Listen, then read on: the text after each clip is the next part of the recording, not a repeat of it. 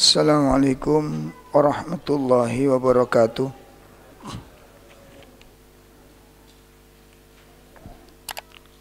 Alhamdulillahi rabbil alamin. Alladzi arsala rasulahu bil huda wa dinil haq liyudhhirahu 'ala ad-dini kullih wa kafa billahi syahida. Ashhadu an la ilaha illallah wahdahu la syarikalah wa ashhadu anna Muhammadan abduhu wa rasuluh.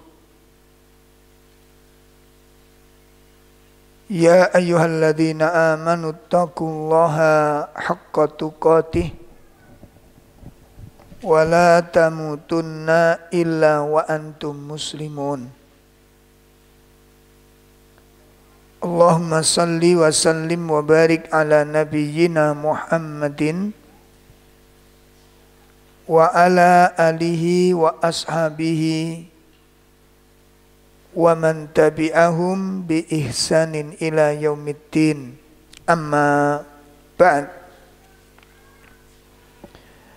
Ikhwatul iman rahimani wa rahimakumullah, Bapak Ibu sekalian. Alhamdulillah pada malam hari ini kita bisa hadir di dalam kajian rutin kita. Insyaallah ta'ala kita akan melanjutkan pembahasan dari kitab Khud Aqidatak berkaitan dengan al-iman dengan takdir. Mudah-mudahan ilmu yang akan kita pelajari menjadi ilmu yang bermanfaat, yang kita harapkan akan mendatangkan kemaslahatan dunia dan juga akan mendatangkan kemaslahatan urusan akhirat kita. Amin ya rabbal alamin.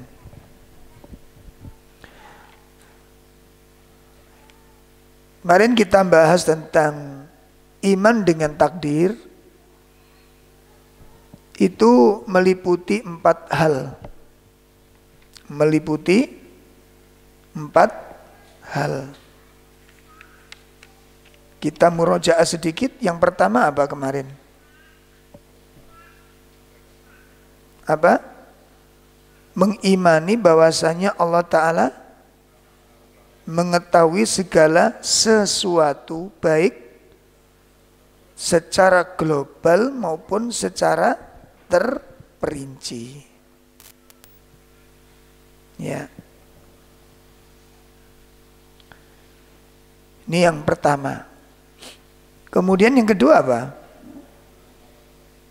Mengimani bahwasanya Allah Subhanahu wa taala telah menetapkan, telah mencatat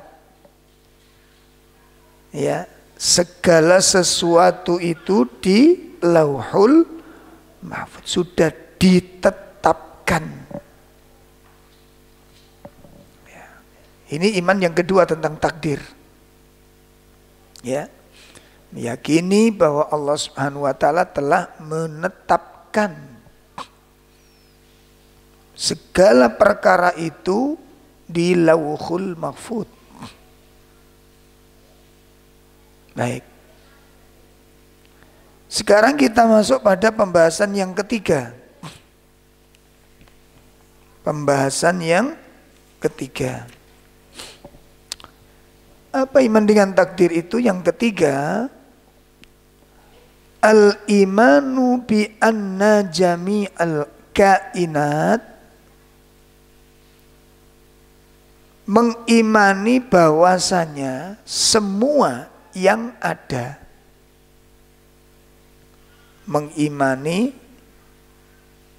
bahwasanya semua yang ada, la takunu, tidak akan ada,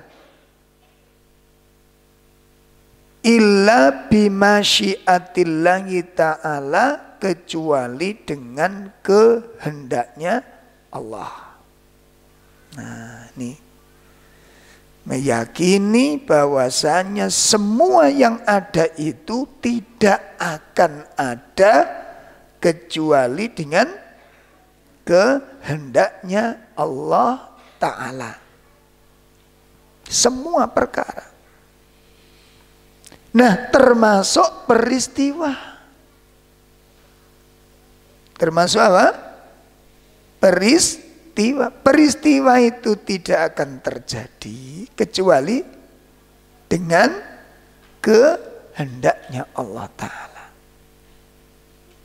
Ini nanti pengaruhnya sangat luar biasa, nanti pengaruh kepada jiwa kita ini. Ya, pengaruhnya luar biasa, Pak. Sehingga nanti kalau kita sudah memahami demikian, semua yang terjadi itu terikat dengan dalil. Selalu disandarkan kepada dalil, disandarkan kepada agama. Sehingga tidak ada orang yang nanti satu misal kok terus bertubi-tubi diuji oleh Allah. Satu misal kita ini kalau terus menerus ya, habis kena mungkin sepeda hilang, setelah ditipu orang, keluarga sakit, kemudian ada keluarga meninggal. Kira-kira di dalam hati kita diem apa komentar? Komentarnya piye? Oh ngerundel. Yo coba ayo. Apa kira-kira komentar kita? Ya. Nah, komentarnya ini seringkali komentarnya itu tidak baik. Masya Allah, ini ada yang request kayaknya ini. Iya, berangkat tadi lelep Pak saya. Nah, Masya Allah, barakallahu fikum. Ya. Lah komentarnya itu seringkali kebanyakan komentarnya itu negatif apa positif? Negatif. Ini menunjukkan iman dengan takdirnya gimana. Ya, makanya harus dipelajari betul, harus dipahami dengan baik. Ngaji bab gini tuh nggak boleh tergesa-gesa, Pak. Ya, sampaikan dalil-dalil enggak dipahami, paham. Tiap itu kan paham. Ya. Sehingga tidak ada orang yang komentar, enggak ada, ya kenapa harus terjadi? Mengapa harus aku yang mengalami? Kenapa harus aku yang merasakan? Enggak ada lagi kalimat-kalimat seperti itu. Enggak ada lagi kita mengenal demi semua terkait dengan dalil. Terikat dengan dalil, bersandar kepada dalil. Ya. Apalagi nanti kalau kita tambahi dengan kajian-kajian tazkiyah, Masya Allah. Ya. Itu ada, makanya tadi kita singgung sedikit, satu misal. Sepeda motor mogok ae. Diluk mogok. Kemudian ono anaknya buandel. Tiba-tiba ada kucing muntah-muntah di teras kita. Ya. Ada kucing di teras, kita muntah-muntah. Pernah nggak kita mengaitkan masalah, keruwetan, problem tadi itu? Apapun bentuknya. Intinya persoalan-persoalan yang tidak kita sukai. Terjadi kita alami. Ada yang nggak mengaitkan dengan dosa. Hah? Ini kayaknya ada yang dosa saya ini. Anak numakal pol, taunya kan kita sudah tobat, taunya kita kan kita sudah hijrah, taunya kita kan kita sudah berubah. Tiba-tiba anak kita numakal, gitu. Padahal aku udah wong tua iku wis. Langsung lanjutan itu. Gimana? Aku yang kayak contoh pertanyaannya, mulai pirang dino. Loh ngono lho, Pak. Pirang tahun jenengan kali kula ninggalno syariat gak patut dipikir we. Ada kaitannya semua, Pak. Ada kaitannya semua. Sampai saya baca di kitab ad-da'wah niku wonten sing judule bab niku adzunub wa atharuhu, dosa dan akibatnya. Ada seorang tabi'in mengatakan apa? Disebabkan oleh satu dosa yang aku lakukan, itu berimbas kepada perubahan istriku dan kuda tungganganku. Loh ngono. Nek kuda iku mbok gak gelemangan, mbok berotan, mbok uculan, mbok palekes keras gitu. Itu para sahabat, para tabiin mengatakan apa? Ini bagian dari akibat dosa. Ya Allah, istrinya rotok ngeyel, istrinya rotok angel dikandani. Pernah ada yang ngaitkan dengan dosanya? Nah, tapi ibu-ibu begitu suaminya tiba-tiba kurang perhatian, belonjo berkurang. Nah, satu misal. Ada yang mengaitkan dengan dosanya? Halo? Ayo coba. Nggak pernah kita. Padahal aku dadi wong wedok ya gak kurang-kurang. Ngono. Sing lanang ya ngono. Apa? Aku dadi wong lanang ya. Ngono.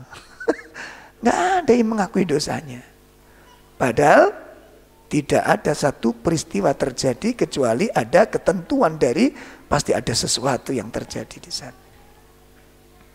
Mohon diperhatikan ya, mohon diperhatikan. Nah, kita lanjutkan. Ya. Jadi iman pada takdir yang ketiga niku mengimani bahwasanya semua yang ada itu tidak akan ada kecuali dengan ketetapan Allah, kecuali dengan kehendaknya Allah. Sawaun kanat mimma yata'allaku bi fi'lihi au mimma yata'allaku bi fi'lil makhlukin. Masya Allah. Ya. Baik itu yang berhubungan dengan perbuatannya Allah. Perhatikan, baik itu yang berhubungan dengan perbuatannya Allah maupun yang berhubungan dengan perbuatannya makhluk. Semua yang ada, semua yang terjadi itu bagian dari ketetapan Allah.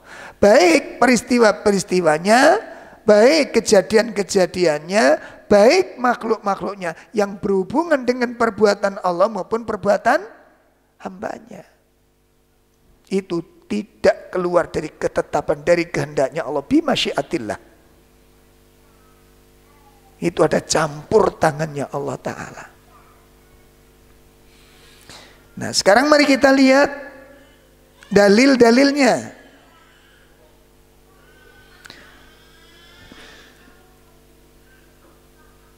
Yang pertama kita buka surat Al-Qasas ayat 86. Surat Al-Qasas ayat 86.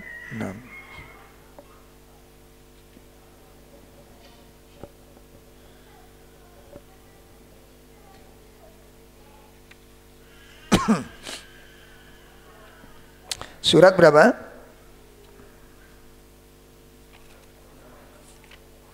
28.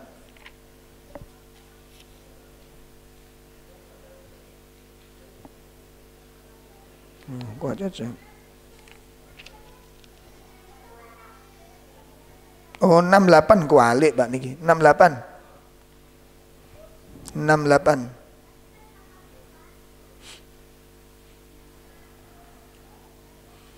Wa rabbuka yakhluqu ma yasha'u wa yakhtar ma kana lahumul khiyarah subhanallahi wa ta'ala amma yusyrikun. Ya. Dan Tuhanmu menciptakan dan memilih apa yang Dia kehendaki. Masya Allah. Bagi mereka manusia tidak ada pilihan. Maha suci Allah melindungi Dia dari apa yang mereka persekutukan. Wa rabbuka yakhluqu ma yasha wa yakhtar. Coba kita perhatikan ayat ini.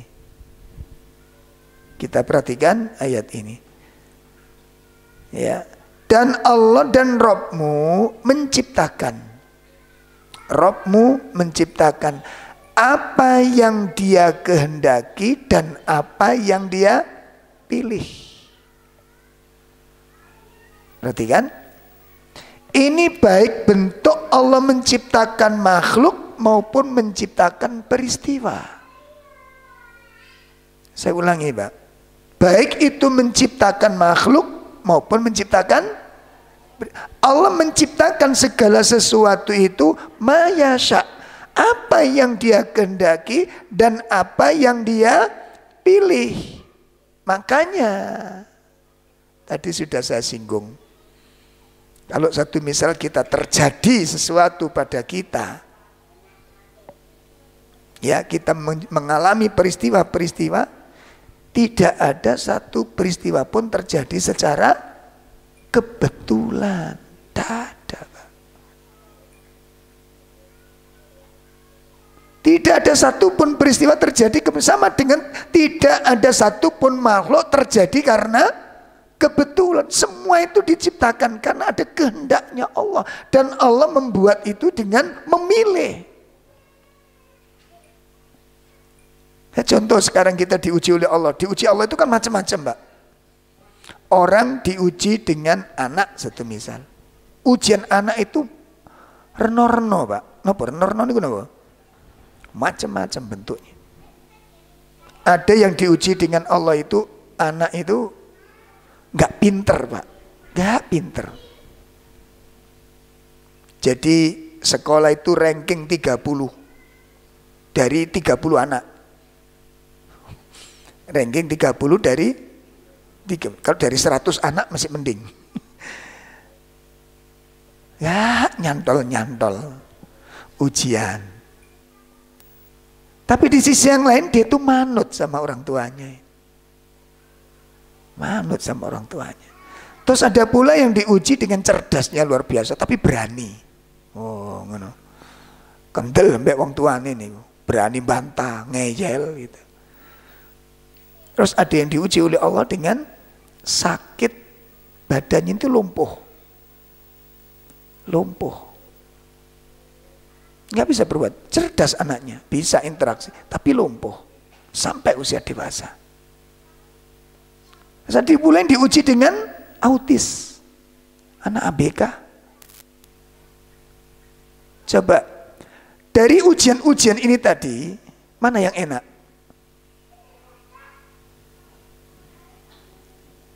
Mana yang enak? Nggak ada. Kita diuji sehat, ucul terus anaknya, ucul terus. Gimana? Persoalannya adalah, apakah peristiwa terjadi itu secara kebetulan? Seperti kita hari ini diuji, yang satu diuji sakit, yang satu sehat tapi ekonomi munting, yang satu ekonomi mapan, suaminya yang munting. Apa suami munting itu gimana? Bermasalah. Ujian itu tidak satu macam, Pak. Ujian itu seperti tadi saya katakan itu persoalannya, apakah persoalan-persoalan yang dihadapi orang tadi, ujian-ujian yang dihadapi orang itu terjadi secara kebetulan. Jadi nek cara kebetulan itu ngeten, Pak. Jadi kalau ada masalah itu dipegang sama Allah terus dilempar sak jatuh-jatuhnya, atau Allah menentukan siapa yang pantas mendapat ujian kemiskinan, siapa yang pantas mendapat ujian problem rumah tangga, siapa yang mendapat ujian dari anaknya, siapa yang diuji dengan sakit. Allah menentukan begitu atau suka-suka Allah? Kalau kita baca ayat ini gimana? Yakhluqu wa rabbuka yakhluqu ma yasha wa yakhtar. Berarti apa yang terjadi pada kita itu sudah dipilihkan oleh Allah. Kita yang pantas menerima ujian itu. Lah, untuk membiasakan diri peristiwa dengan ketetapan itu enggak setiap orang, ayo ikhwah. Enggak setiap orang. Maka di situ keilmuan kita, akidah kita itu nampak jelas hasil kita ngaji itu pada saat adanya ujian. Ketok ngaji ini akidah ini ketok berhasil tidaknya itu di saat ada ujian. Nah, ngeten. Lawang ada beberapa jamaah berangkat umroh itu di manasik dulu. Nanti itu ujian, banyak ujian itu. Ujian itu tidak terjadi kecuali sudah ditetapkan oleh Allah. Coba kalau bapak-bapak umroh terus travelnya itu banyak masalah, catering telat, ono sing pembagian cateringnya kurang, ono sing nggak kebagian, wis pokoknya akeh probleme, wake, nopo jenenge niku, apa jenenge ini, wake masalah. Temen jenengan ikut travel yang lain full lurus mulus, kira-kira perasaan jenengan gimana?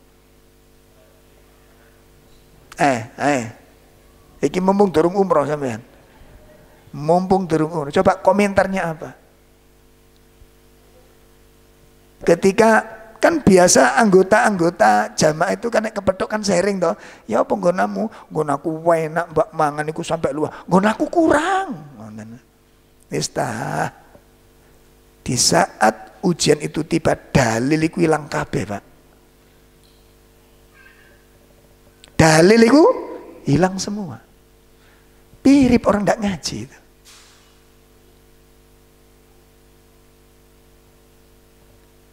Justru kadang-kadang kita begitu ibadah umrah itu lancar semua, itu puas, ini yang bagus, ini yang padahal itu istidraj. Di mana letak pengkaderannya oleh Allah? Wong ibadah haji umrah itu pengkaderan jiwa. Kok kula mbek sampean seneng nek karena ujian daripada ada ujian? Keliru. Ayo coba, ayo berangkat. Sing situ ujian banyak berkali-kali ujian. Sing situ karena ujian plus. Yang kita kagumi yang mana? Travel yang mana? Wes menegak balik melok kini mana moh. Nggak mau kita. Padahal ibadah haji umroh itu ibadah ujian, mengkader mental, godok karakter iki cek mateng.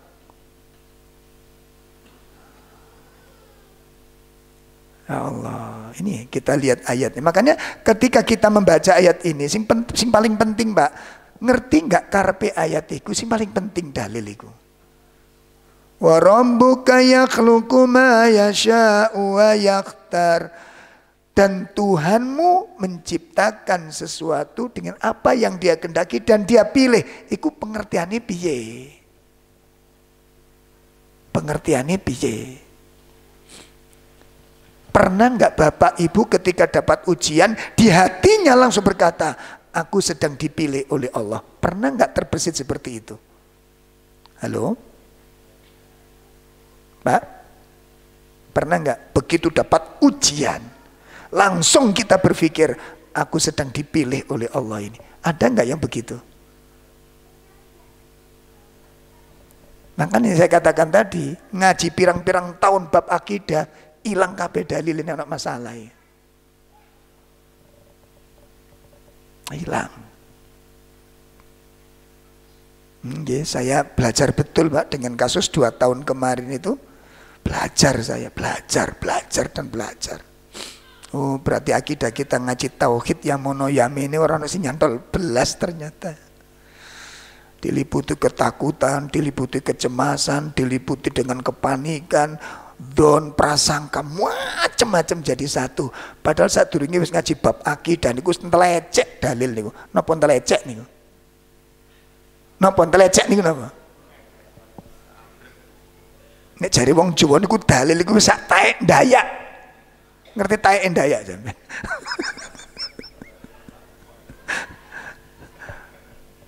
Begitu nak masalah hilang kabeh dalile ya Allah. Ini luar biasa nanti. Pengaruhnya kepada jiwa itu dahsyat sekali, Pak. Dahsyat sekali. Nggih, saestu ini.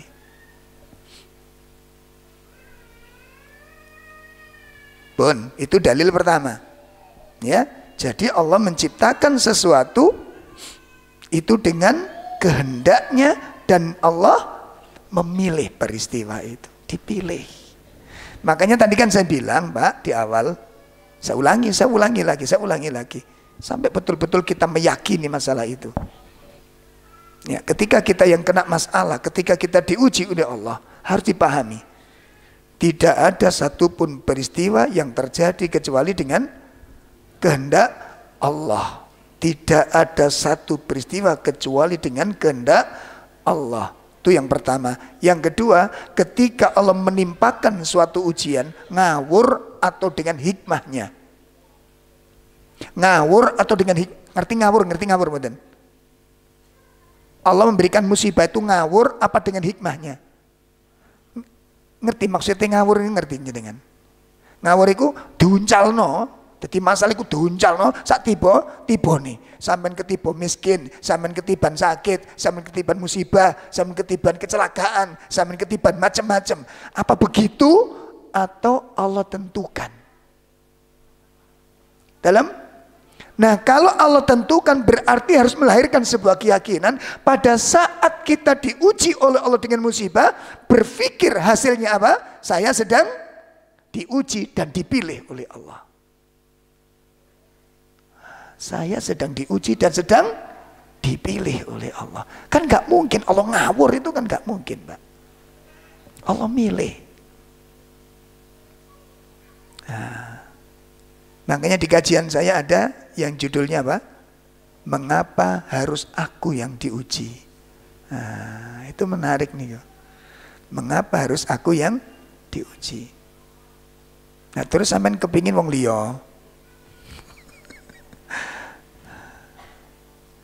Kan manusiawi nggih, kadang-kadang kalau beruntun, ya Allah, ki kurang apa tahajud ya wis tak lakoni. Maca Quran, jare maca Quran ya wis sedekah wis rutin. Kok sih kena musibah. Malah ada beberapa kasus kemarin, ada teman ya masih awam banget, Pak. Jadi beruntun, Pak. Anaknya itu habis sakit opname. Terus ternyata kena DB. Opname ini kedua kali. Pulang sudah sehat walafiat, kerja kecelakaan. Wah, beras kabeh. Wah, akhirnya lahirlah bubur sengkolo. Nah. Ngerti bubur sengkolo jenengan? Bubur sing napa? Warna-warna kuning, hijau, biru. Wah, akhirnya kayak pelangi. Napa niki, Bu? No. Janjai lar aja mboten ilang sengkolone. Oh, nggih. Jarak 2 hari suaminya. Ayo bubur sengkolo maneh kaya ingin. Bener. Ya, bukankah sedekah itu bisa menolak? Dan kita sudah bersedekah, kenapa kok saya diuji? Akhirnya ketika kita membaca hadis tentang sedekah bisa menolak bala, iku gak patek yakin, Pak, akhirnya, Pak. Betul apa enggak? Ayo, sampai sing sedekah rutin tetap mendapat ujian. Percaya mbak hadis itu akhirnya? Allah. Lalu bagaimana? Makanya kita memahami ayat ini kayak apa gitu loh. Sama dengan ketika kita baca wallahu bikulli syai'in alim. Allah itu mengetahui segala. Nah, menurut panjenengan makna ayat ini apa? Iku sing penting soalnya. Iku sing penting. Ngerti nggak karepe ayat ini? Apa maknanya? Allah maha mengetahui atas segala sesuatu. Maksudnya piye? Allah menciptakan perintah, Allah menciptakan syariat, Allah membuat aturan, ada perintah, ada anjuran, ada larangan. Itu diketahui oleh Allah akibatnya. Jadi Allah menciptakan itu dengan ilmunya, Allah menciptakan itu dengan hikmahnya. Gak ada perintah Allah mengandung kerusakan dan mudarat. Gak ada. Allah merintahkan syariat supaya dilakukan. Allah membuat sebuah aturan untuk dilaksanakan. Itu dengan ilmunya. Dan Allah mengerti akibatnya. Maka cintailah apa yang telah diputuskan oleh Allah. endingnya nggak ada orang nggak percaya dengan perintah Allah itu. Nggak ada endingnya. Coba ibu-ibu ada ustadz yang dikagumi nikah lagi, atine piye? Sebenarnya saya tuh kagum sama beliau, sayang lho ngono, Pak. Ada sebuah syariat yang sangat kita benci. Hati-hati ini. Hati-hati itu. Saya tidak memberikan sinyal lo ya. Enggak loh. Nek ndelok modele sampean kalau gak mampu koyoke. Ndelok modele ngoten. Gak siap keruak-keruakan lho, Pak. Berat, gak enteng niku. Makanya Ustaz Aun niku kalau ada murid-muridnya pertimbangkan, enggak. Oh, silakan, enggak pertimbangkan. Kok mesti anak sendiri kalah. Nah, itu yang enggak boleh. Itu yang enggak boleh. Tukaran ya wis resikone itu enggak ono tukaran kuwi. Cakar-cakar ya itu enggak ono resikone ngoten niku. Resikone ngoten. Ini enggak usah tahun begitu konsekuensinya. Nggak boleh tiba-tiba orang, wes pokoknya aku gak kuat, aku minta cerai, dicerai. Enggak, dipertahankan. Iku resikomu, ngono lho. Makanya ojo dhisik, ngono lho. Wis entenono sampai mati. Sampai mati. Lah kok timbangannya munting nggak karu-karuan, akhirnya timbul kerusakan yang besar gitu kan. Ya kalau sudah siap enggak masalah, tapi ngerti konsep. Ternyata banyak yang nggak ngerti konsekuensinya. Banyak yang marat-marit konsekuensinya. Baik ya. Bon, itu dalil pertama. Dalil yang kedua, ini masih berkaitan dengan kehendak Allah. Surat Al-Imran ayat 6. Ini berbicara tentang kehendak Allah. Walladzi yusawwirukum fil arhami kaifa yasha. Ya. Surat 3, nah. Dialah yang membentuk kamu dalam rahim menurut Dia kehendaki. Nah, tidak ada Tuhan selain Dia yang Maha Perkasa, Maha Bijaksana. Maha bijaksana dengan Dia. Dialah Allah yang membentuk wajahmu di dalam rahim kaifa yasha, sebagaimana yang Dia kehendaki. Makanya kan tidak boleh, Pak, mencela wajah dalam bentuk guyonan itu tidak boleh. Jelas nih ya?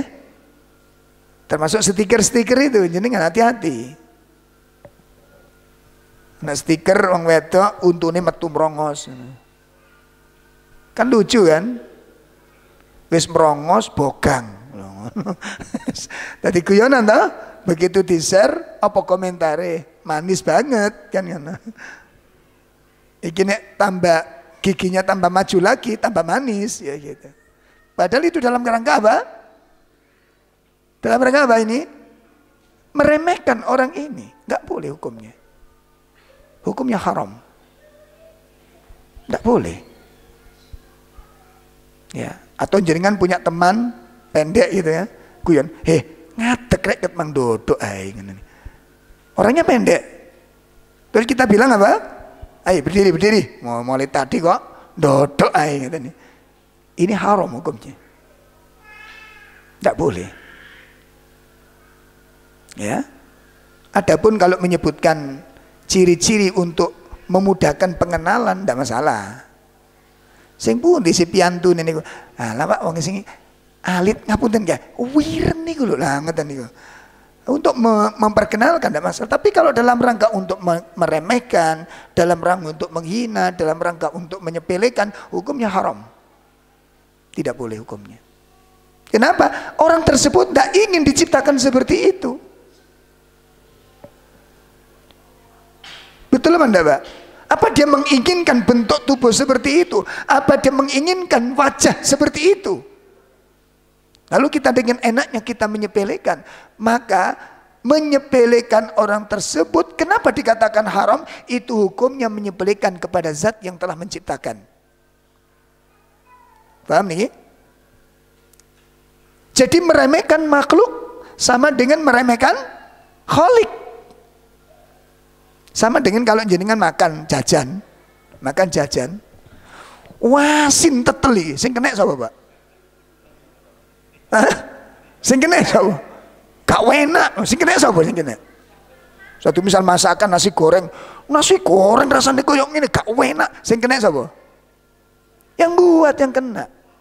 Jadi tanpa kita sengaja atau tanpa kita sadari, ketika kita menyepelekan makhluk, itu kita sama dengan menyepelekan sang Khalik. Hukumnya haram, tidak boleh. Makanya Aisyah radhiyallahu anha ketika menyebutkan Sofia, apa itu? Pendek. Oh, marah Rasulullah SAW. Marah Rasulullah. Ya sama dengan seorang akhwat, jenengan lamar gak gelem, terus dilamar uang si rada elek gelem. Terus semengen kalau gak terima, lah ya kata oh tak lamar gak gelem. Padahal ganteng aku loh ya, dengan satu misal. Ya rezeki narek kan ngono. Allah, hati-hati loh ya, hati-hati. Allah yang menciptakan ini. Allah yang menciptakan. Gak boleh kita meremehkan atau menyepelekan, bikin guyonan tidak boleh. Makanya jenengan kali kula jangan sering-sering lot pelawak, jangan. Kenapa? Karena itu yang sering dipakai alasan untuk mentertawakan orang itu.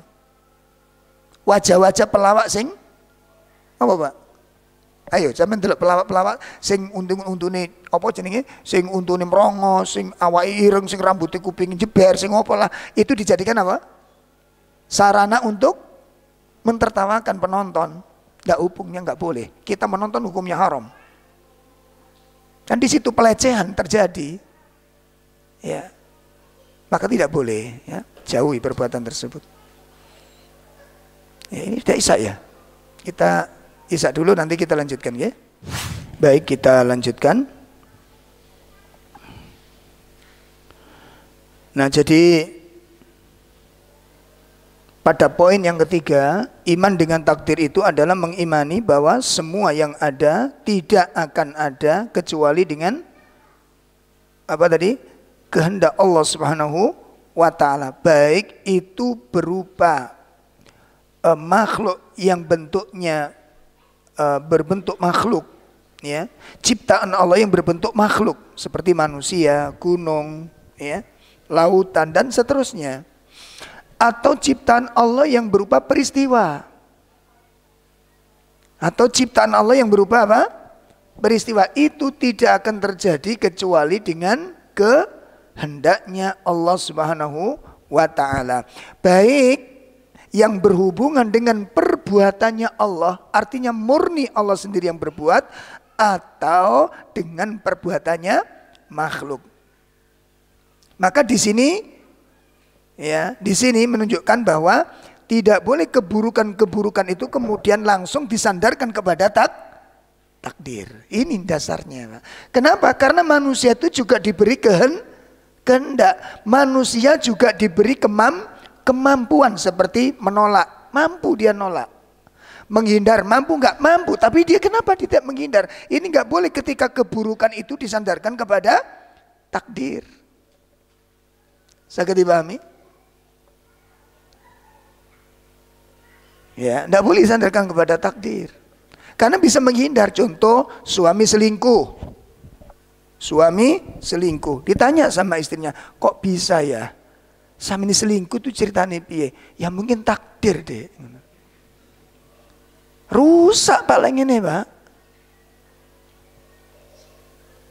Ya rusak ini.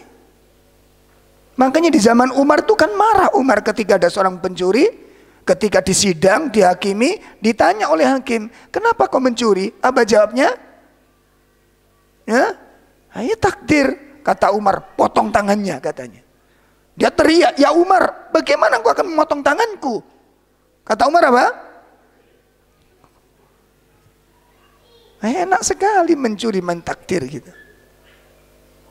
Makanya ibu-ibu tak ajari rotok kurang ajar didik. Nanti ini anak wong lanang selingkuh diingatkan kok bilang takdir sampean tapuk plok. Nanti kan nanya dia, kamu kok mukul saya? Jawab apa? Takdir. Nggak boleh, makanya keburukan disandarkan kepada takdir. Kenapa? Karena manusia diberi kehendak, manusia juga diberi kemam untuk nolak, untuk menghindar, kan gitu. Diberi kemampuan oleh Allah. Nah, sekarang kita lihat dalil yang kedua, dalil ya, fima yata'allaku bi fi'lil makhlukin. Ya. Dalil-dalil tentang yang berkaitan dengan perbuatan makhluk. Berarti makhluk juga diberi kehendak, makhluk juga diberi kemampuan, kudrah. Ya, diberi kemampuan. Pertama kita buka surat An-Nisa ayat 90. Ya, surat An-Nisa ayat 90.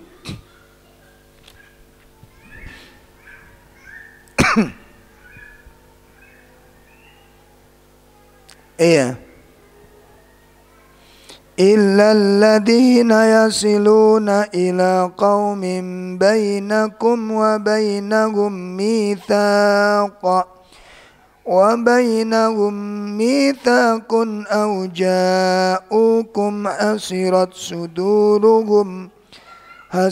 suduruhum ay yuqatilukum aw yuqatilu qaumahum. Dalilnya, walau sya'allahu lasallatahum alaikum falaqatalukum fa in i'tazalukum falam yuqatilukum wa alqaw ilaikumus salam fama ja'alallahu lakum alaihim sabila. Ya. Kecuali orang-orang yang meminta perlindungan kepada suatu kaum yang antara kamu dan kaum itu telah ada perjanjian damai, atau orang yang datang kepadamu sedang hati mereka merasa keberatan untuk memerangi kamu atau memerangi kaumnya. Sekiranya Allah menghendaki, niscaya diberinya kekuasaan kepada mereka dalam menghadapi kamu, maka pastilah mereka memerangimu. Tetapi jika membiarkan kamu dan tidak memerangimu serta menawarkan perdamaian kepadamu atau menyerah, maka Allah tidak memberi jalan bagimu untuk melawan dan membunuh mereka. Masya Allah. Walau sya'allahu lasallatahum alaikum falaqatalukum. Sekiranya Allah berkehendak, loh ini loh Pak dalil sunnah ini. Ya, sekiranya Allah berkehendak, ya, menyerahkan kamu kepada mereka, maka sungguh mereka akan mudah memerangi kalian, membunuh kalian, mengalahkan kalian. Itu kalau Allah. Nah, jadi ketika orang akan berbuat itu pun tidak lepas daripada apa Pak? Kehendak Allah. Maka di sini ada terjadi dua kehendak. Yang satu kehendak manusia, manusia diberi kehendak dan kemampuan. Yang kedua Allah juga memiliki kehendak. Permasalahannya kehendak manusia itu ditentukan siapa? Kehendak manusia ditentukan siapa? Ditentukan kehendaknya Allah Subhanahu wa ta'ala. Makanya dalam hal ini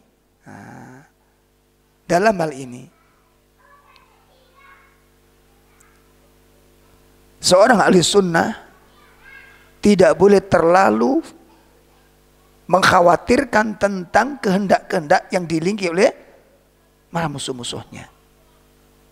Nah, gitu loh. Maka dengan adanya ayat-ayat seperti ini kita nggak usah terlalu takut dengan kehendak-kehendak para musuh ini.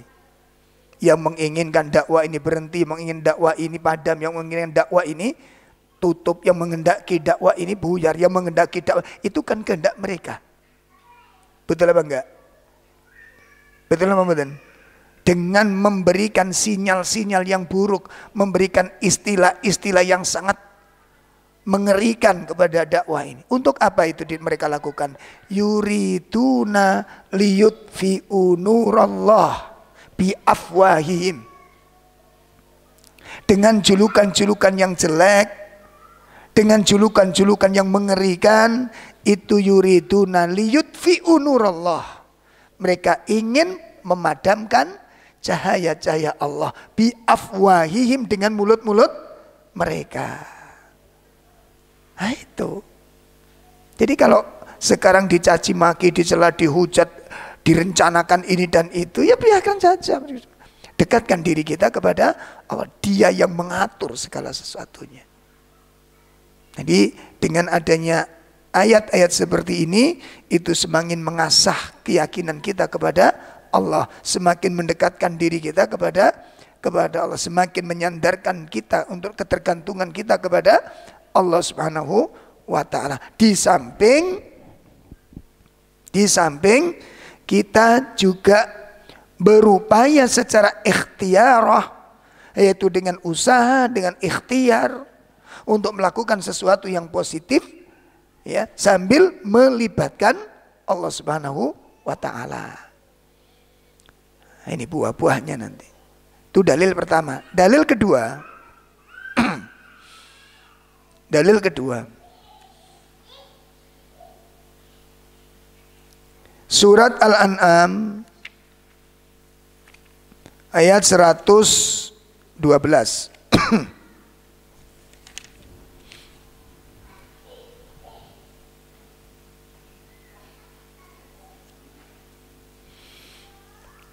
Ya, wa kadzalika ja'alna likulli nabiyyin aduwwan syayatinal insi wal jin yuhi ba'dhum ila ba'din zukhrufal qawli ghurura walau syaa rabbuka ma fa'aluhu fadharhum wa ma yaftarun.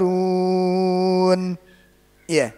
Dan demikianlah untuk setiap nabi kami menjadikan musuh yang terdiri dari setan-setan manusia dan jin, sampai mereka membisikkan kepada sebagian yang lain perkataan yang indah sebagai tipuan. Dan kalau Tuhan menghendaki, niscaya mereka tidak akan melakukannya. Maka biarkanlah mereka bersama apa kebohongan yang mereka ada-adakan. Masya Allah. Walau syaa Allah. Ya, sekiranya Allah menghendaki. Coba dilihat ayat ini menjelaskan tentang dua kehendak. Satu kehendak Allah, yang kedua kehendak. Dan memang manusia sebagian perkara itu diberi kehendak oleh Allah. Punya kehendak dan punya kudrah, kemampuan. Makanya kita lihat kalau perintah laksanakan, kalau larangan jauhi. Apa itu? Nafsumu ajaan untuk menjauhi. Karena kamu diberi kemampuan untuk apa? Menolak, ya. Kamu diberi kemampuan untuk menghindar. Kamu diberi kemampuan untuk menjauhi. Itu kamu mampu, gitu. Bon, ini iman kepada takdir yang ketiga. Jadi tidak ada sesuatu yang terjadi, tidak ada yang ada kecuali semua bagian dari kehendaknya Allah Subhanahu wa ta'ala. Berikutnya yang terakhir, yang keempat. Yang dimaksud iman dengan takdir itu adalah mengimani al-imanu bi anna jami'al kainat. Ya, mengimani bahwasanya semua yang ada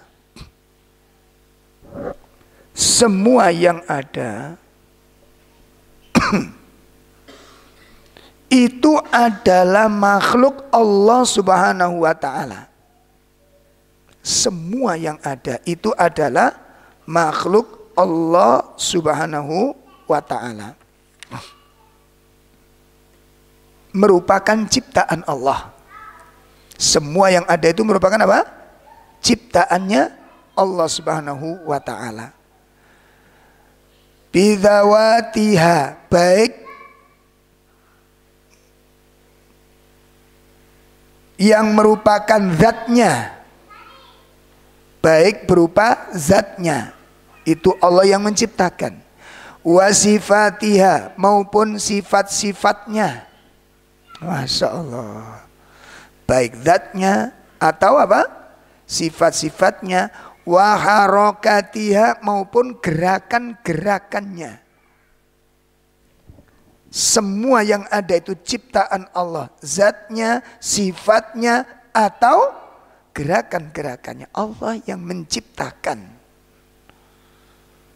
Allah yang menciptakan.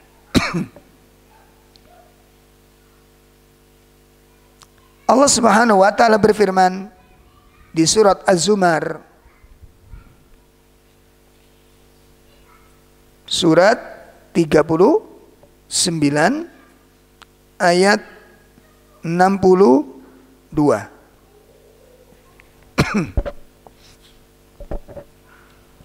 Surat Az-Zumar surat 39 ayat pinten wau?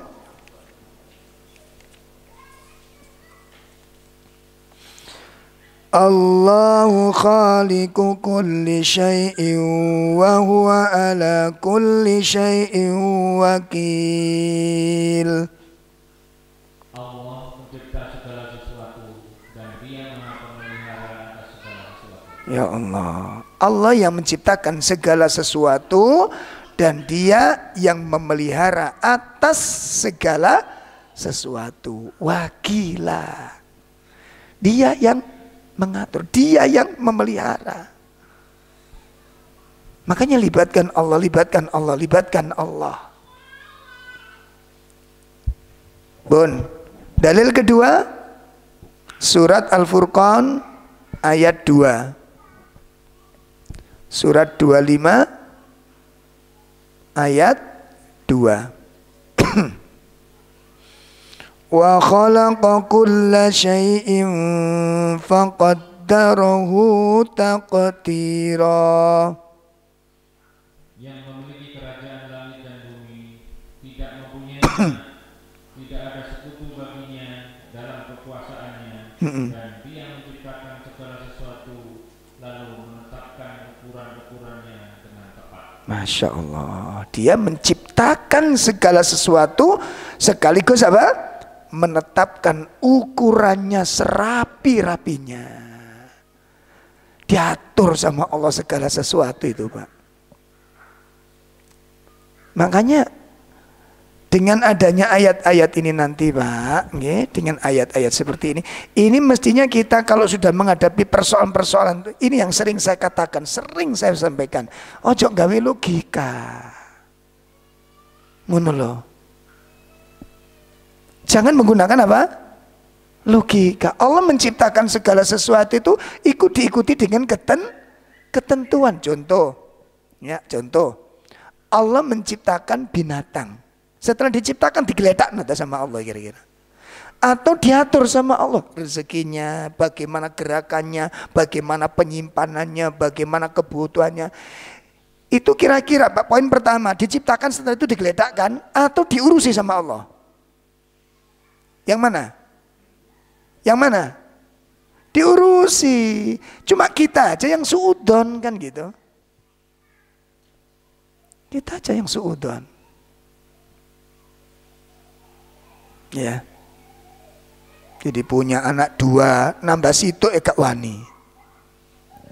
Lah ya nopo Ustaz, wong kerja kula lho kan gawe apa? Logika. Mas, rezeki tanggo nggih kula nggih percaya nggih. Tapi Ustaz, nah tapi niku mboten percaya Ustaz, ngeten lho. Kok tapi ini? Bismillah, kerja, usaha, ikhtiar. Dijalani hidup niku.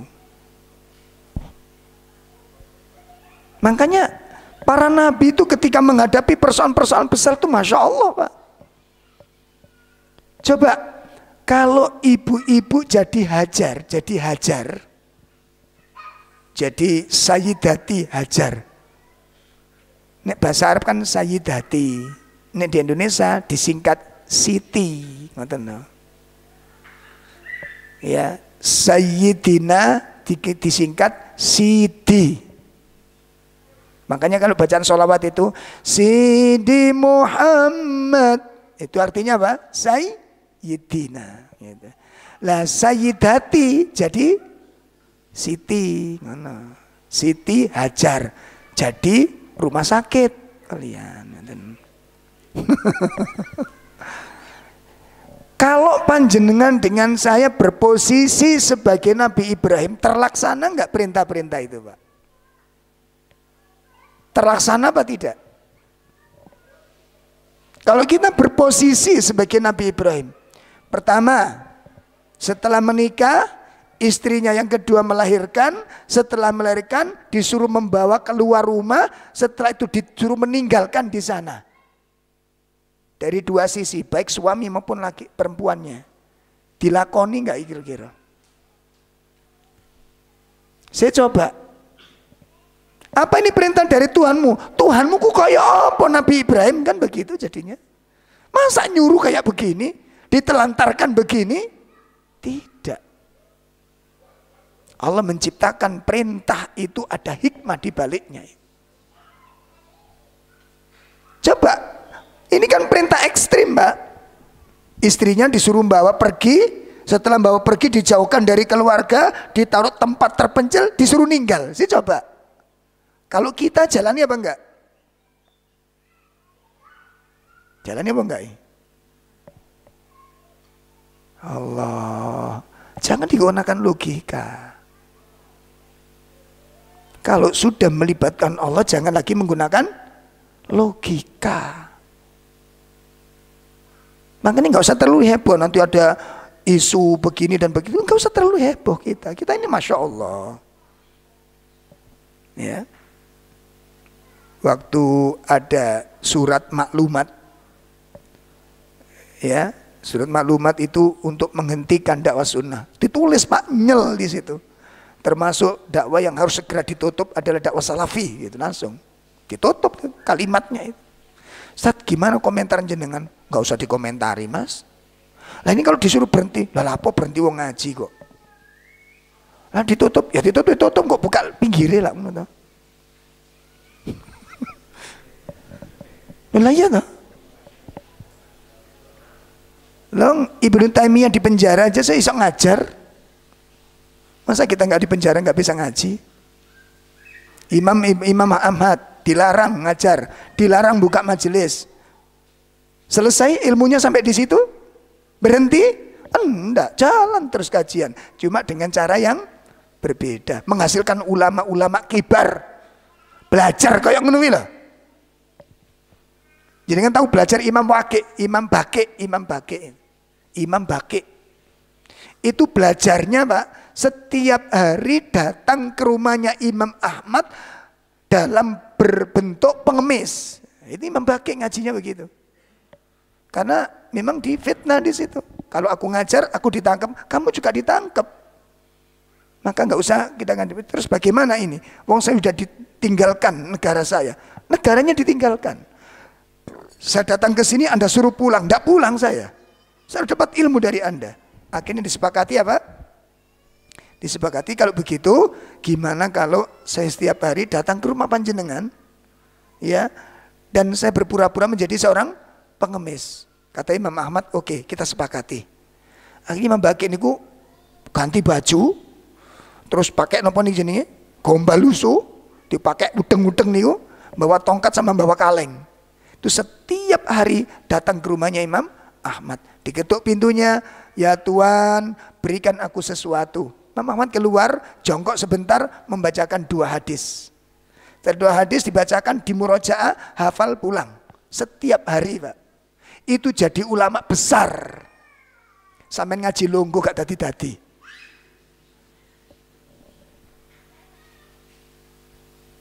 Kurang apa nih ini? Kurang temen nih aja nih. Apalagi di akhir-akhir kajian kita hari ini banyak yang sudah mulai pelanggaran sunnah nih. Ada mengucapkan salam, gak dijawab. Mengucapkan sholawat, gak ada yang jawab. Ngaji berjauhan, mulai semburat sunah-sunah ini. Makanya tadi kalau minta tolong, yuk mendekat lagi, sunahnya dihidupkan lagi. Ini banyak sunah-sunah kita sudah mulai berhamburan. Dan tiap hari ngaji begitu, nggak bener ini. Ayo dimulai sing temen ngaji nih.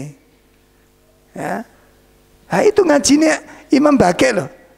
Ngemis Pak, tiap hari datang ke Imam Ahmad, diketuk pintunya. Ya Imam, berikan kepada saya sesuatu. Keluar Imam Ahmad, bacakan di rungokno, di murojaah. Coba sih ya apa Pak? 2 hadis tiap hari. Terus pulang dihafal. Terus besok lagi murojaah, tambah lagi 2 hadis. Hafal sampai bertahun-tahun. Seperti itu ngajinya Imam Bakek, jadi ulama besar. Sakjane peluang ulama itu kan kula mbek sampean. Ngaji longgo, anteng, kalau sing oleh-oleh, gara-gara sing oleh-oleh iku kantengen. Ya, menit ditakoni wis blank. Pak, tolong dijelaskan kajian kemarin. Sing pundi Ustaz? Bulan yang lalu. Sing pundi nggih? Wis gak karu-karuan. Nah, iki kurang napa nih? Kurang temen nih. Ayo coba belajar yang serius ngaji. Karena kita belum memandang ilmu itu berharga Pak masalahnya. Kuncinya di situ. Nah sekarang kita hargai berapa? Ilmu kayak begini kita hargai berapa? Sehingga nanti kalau hilang itu takut kita. Merasa sedih kehilangan ilmu. Kalau kita gak ngaji berhari-hari ya anteng. Gak takon, Mas kemarin saya gak ngaji. Terus ngapunten sangat. Banyak kita ngaji itu napa jenenge kurang napa? Istiqomahnya terhadap materi itu.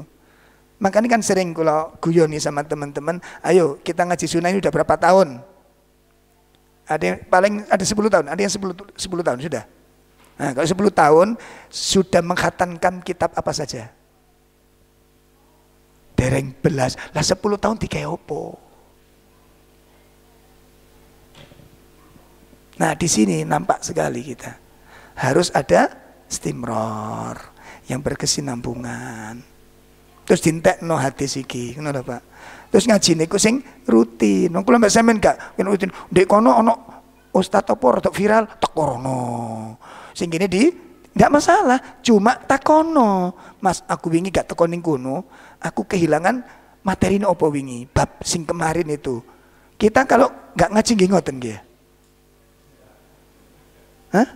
Ya takon materi ngono. Oh mboten nggih. Nggih mboten napa-napa, kula cuma takon. Berarti kalau hilang kan gak merasa kehilangan. Berarti kan kurang ini loh, kita kurang menghargai namanya ilmu tadi. Kalau kita menghargai sesuatu, makanya kan kalau bikin guyonan toh, saya kalau mengingatkan tak bikin guyon, biar kita ini lebih mudah untuk apa? Kalau ibu-ibu itu kehilangan gelang karet, sumpek nama mboten? Ya Allah Mbak, gelangku hilang, emas mboten karet. Sak gendel yo gak sumpek. Kenapa? Kenapa? Karena nggak ada nilainya. Coba kehilangan gelang emas harga 200 juta, nyelengi pirang dino. Ayo, nyelengi pirang dino. Dan bagaimana kita menjaga gelang supaya nggak hilang? Kenapa? Karena ini kita hargai, mahal. Nah, makanya persoalannya kita hargai berapa ilmu ini? Itu masalahnya. Itu masalahnya. Kita belum menghargai ilmu ini dengan harga yang mahal. Ayo, mulai ditandani meleh niki, diperbaiki, nggih. Masalah-masalah penting, cabang iman, rukun iman sudah tuntas belum dibahas ini. Saya kepingin murojaah Pak Sajen, murojaah niku ngulangi jenengan dites. Cuma aku wedi ngono lho. Wedi kalau kajeng ngetes niku wedi. Artinya gini, pemahaman itu penting. Apa sudah kita pahami ini, materi ini? Ya. Kali kemarin orang sing salah kaprah sing memahami ini kok. Iya penting soalnya Mbak ini, penting banget. Penting banget. Pun ya.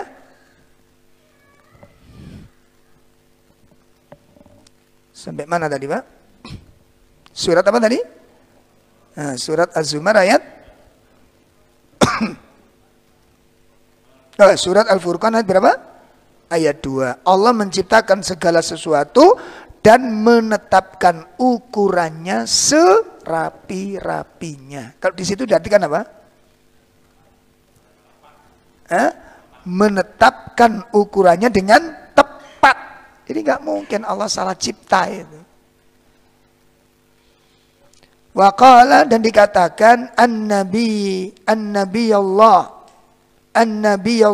Ibrahim alaihi salatu wassalam annahu qala liqaumih. Diriwayatkan dari Nabiullah Ibrahim alaihi salatu wassalam di mana dia berkata kepada kaumnya. Dia berkata kepada kaumnya, surat As-Saffat ayat 96. Surat As-Saffat ayat pinten?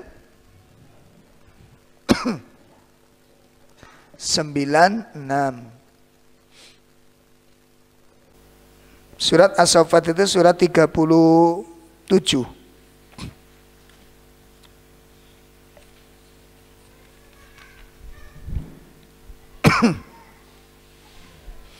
Wallahu khalaqakum wa ma ta'malun.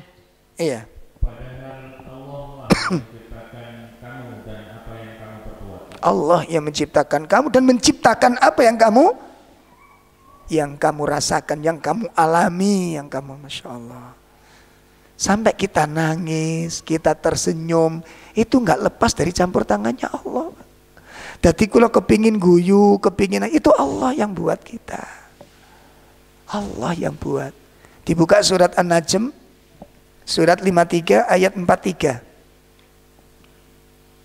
Surat 53 ayat 43.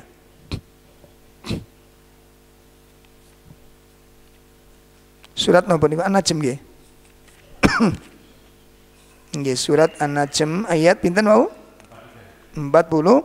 Wa annahu huwa adhaka wa abka. Dan sesungguhnya dialah yang menjadikan orang tertawa dan menangis. Insyaallah, dia Allah yang membuat kalian itu tertawa, dan dia pula Allah yang membuat kalian menangis. Yang artinya apa ini, Pak? Artinya setiap apa yang kita lakukan atau akan melakukan atau setelah melakukan, sebelum terjadi peristiwa atau setelah peristiwa, libatkan Allah. Libatkan Allah. Makanya Nabi SAW menyebutkan ad-du'a yanfa'u mimma nazal wa mimma lam yanzil. Doa itu bermanfaat.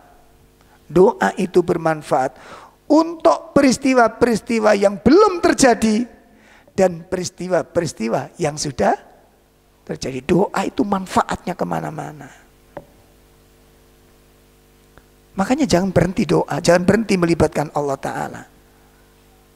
Segala peristiwa, segala keadaan, segala kejadian. Allah ini. Makanya nanti kalau ada persoalan di rumah juga begitu, Pak. Ini teman-teman, ayo. Mondok no arek, arekku tuh gak kerasan ngeten. Kira-kira pian berasa aku lembek sampean piye? Ayo. Istighfar yang banyak. Istighfar yang banyak. Setelah itu libatkan Allah sudah. Segala persoalan, Pak, segala persoalan.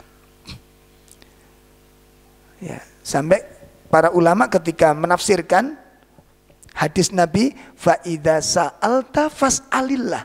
Kalau kamu minta, mintalah kepada Allah. Fa idza sta'anta fasta'in billah. Jadi kalau kamu minta sesuatu, mintalah kepada Allah. Kalau kamu minta tolong, minta tolonglah kepada Allah. Sampai ada seorang sahabat, sandalnya pedot, dia minta tolong kepada Allah. Supaya nanti Allah memudahkan cara menyambungnya. Sampai tali pedot, tali sandalnya pedot, dia minta tolong kepada Allah Ta'ala. Kan kan hubungannya to koyok-koyoke. Nggih mboten? Koyok-koyok kan hubungannya, koyok-koyok kan hubungannya. Makanya mboten asal dilogikakan. Ya Allah, saya pernah, Pak.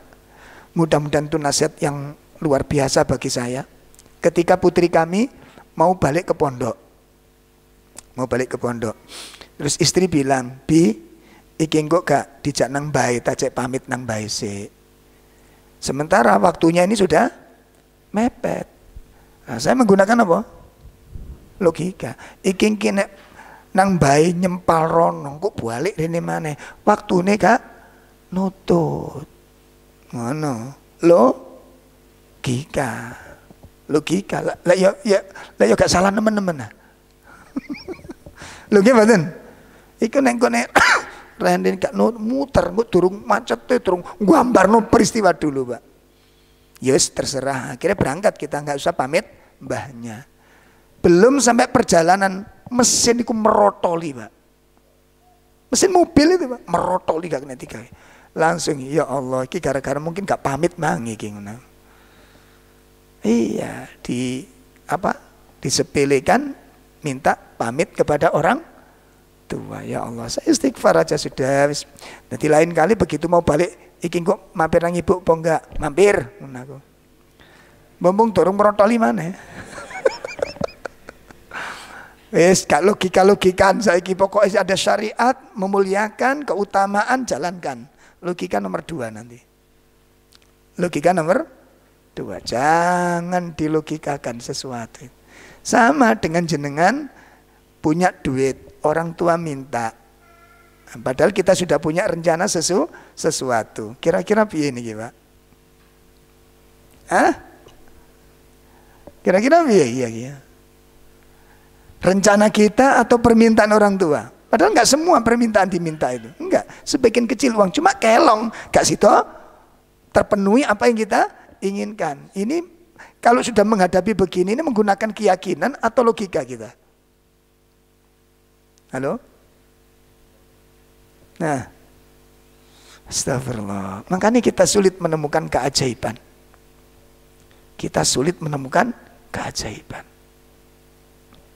Baik, Bapak Ibu sekalian, ini diantara konsekuensi iman kepada takdir. Jadi ada berapa? Ada 4. Saya ulangi lagi nggih. Iman kepada takdir itu meliputi 4 perkara. 1, mengimani bahwasanya Allah mengetahui segala sesuatu. Semua diketahui oleh makhluk-makhluknya, ya. Baik secara global maupun secara terperinci. Termasuk kebutuhan makhluk. Berapa yang dibutuhkan, bagaimana cara mendapatkannya, penyimpanannya, itu diketahui secara jelas oleh Allah. 1. Yang kedua apa? Mengimani bahwasanya Allah itu menetapkan segala sesuatu di Lauhul Mahfuz. Ya, ditetapkan oleh Allah di Lauhul Mahfuz. Yang ketiga, mengimani bahwa semua yang ada itu tidak akan ada kecuali dengan kehendaknya Allah Subhanahu wa ta'ala. Yang keempat, mengimani bahwa segala yang ada itu merupakan ciptaannya Allah, baik zatnya, sifatnya, atau gerakannya. Itu semuanya ciptaan Allah Subhanahu wa ta'ala. Ya, Masya Allah. Nah, Bapak Ibu sekalian, nanti kok pengejauhan tadi ngaten Pak nggih. Pengejaannya ngaten begitu. Ya, pada kehidupan sehari-hari nanti. Itu yang perlu diperhatikan dengan baik. Sehingga nanti kalau orang beriman kepada takdir, kalau satu misal kita punya rencana, gagal, nggak jadi. Itu biasanya kan hati niku napa? Napa? Mangkel, emosi, ngoten niku. Nah, kadang-kadang sudah lupa dengan ilmu seperti ini. Nggak mungkin ini terjadi secara, pasti ada hikmahnya di kenapa kok nggak sampai terjadi. Itu nanti luas pengkajiannya. Baik. Insya Allah ini yang bisa saya sampaikan dalam bab ini. Insya Allah untuk bulan depan kita masuk bab baru dari kitab Hud Aqidatak, dan kalau nggak salah itu bab terakhir, yaitu bab tentang as-sunnah wal bid'ah. apa definisi sunnah dan apa definisi bid'ah. Ya, istilah-istilahnya itu perlu kita pahami sehingga nanti kita memiliki wacana yang seluas-luasnya berkaitan dengan masalah sunnah ini. Ya, jadi ada kalanya perkara wajib tapi menggunakan kata sunnah. Jelas ya? Ada perkara wajib tapi menggunakan kata sunnah. Seperti sunnah fitrah. Sunnah fitrahnya para nabi berapa? Sunnah fitrah ada berapa? 10. Ya. Pakai menggunakan bahasa sunnah. Termasuk 10 fitrah itu khitan. Masuk apa enggak? Masuk. Sementara khitan sendiri hukumnya apa? Wajib tapi menggunakan kata sunnah. Nah ini perlu dipahami kita. Sementara khalayak umum memahami yang namanya sunnah itu apa? Sunnah itu nek diamalkan dapat pahala, nek ditinggal enggak apa-apa. Nek ngono ojo sunat. Nah. Ojo sunat. Gimana? Itu pakai kalimat sunnah. Sunnah fitrah. Maka sunnah fitrah dengan sunnah fikih niku beda. Ya. Jadi enggak setiap kalimat sunnah mesti memiliki makna hukum sunnah. Tidak memiliki hukum sunnah. Baik. Saya rasa ini dulu, kurang lebih mohon maaf. Wassallallahu ala nabiyyina Muhammad subhanakallahumma bihamdika asyhadu an la ilaha illa anta astaghfiruka wa atubu ilaik. Assalamualaikum warahmatullahi wabarakatuh.